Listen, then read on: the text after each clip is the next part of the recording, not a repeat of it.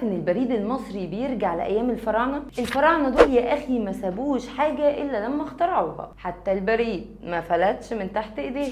بس الفكره ان في عهد الفراعنه كان الموضوع مختلف شويتين. مثلا في الوقت ده كان في شخص اسمه ساعي البريد، وده كان بيمشي على رجله لضفتين النيل، وكمان كانوا بيوصلوا البريد لدول بره. واول وثيقه بقى بترجع لعهد الاسره ال12، يعني من حوالي 2000 سنه قبل الميلاد، وكانت الرساله عباره عن وصيه كاتب لوالده بيكلموا فيها عن اهميه الكتابه والمستقبل المتوقع للوظائف. ولما جه بقى عهد البطالمه البريد اتقسم لجزئين، بريد سريع وده بيستخدمه الملك والوزير وموظفين الدوله، والبطيء وده اللي بيستخدمه الموظفين جوه الدوله نفسها.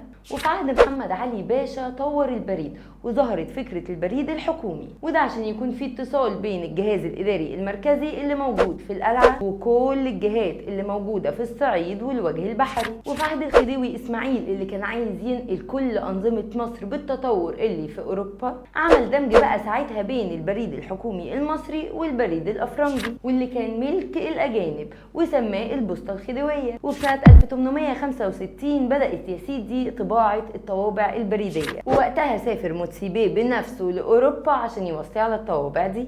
وبعدها بسنة بدأ أول استخدام للطوابع دي. التطور موقفش عند المرحلة دي في البريد، بدأوا كمان يفتحوا مكاتب لمصلحة البريد لحد ما وصل عددها لأكتر من 200 مكتب، وبيشتغل فيها أكتر من 800 موظف. وبقى توزيع المراسلات يوميا بين القاهرة والإسكندرية بعد ما كان بياخد أسبوعين. ده كمان مكاتب البريد وصلت في عهد الخديوي إسماعيل لإسطنبول وبيروت وأماكن كتير جدا، وده بعد ما اشترى الخديوي أسهم شركة الملاحة البحرية، وهي شركة عزيزية لكن حولها مصلحة حكومية. الموضوع اتطور وبقى البريد كمان بيتوصل بالطيارات، والكلام ده كان من سنة 1921 وبس يا سيدي. وبقت مصلحة البريد تابعة لوزارة المواصلات، واتنقل مقر مصلحة البريد من القاهرة للإسكندرية عام 1931، وبقى موجود في المبنى المعروف جدا بتاعه في العتبة لحد قرار سنة 1957 واللي نص على إنشاء هيئة بريد مصرية بدلا من مصلحة البريد.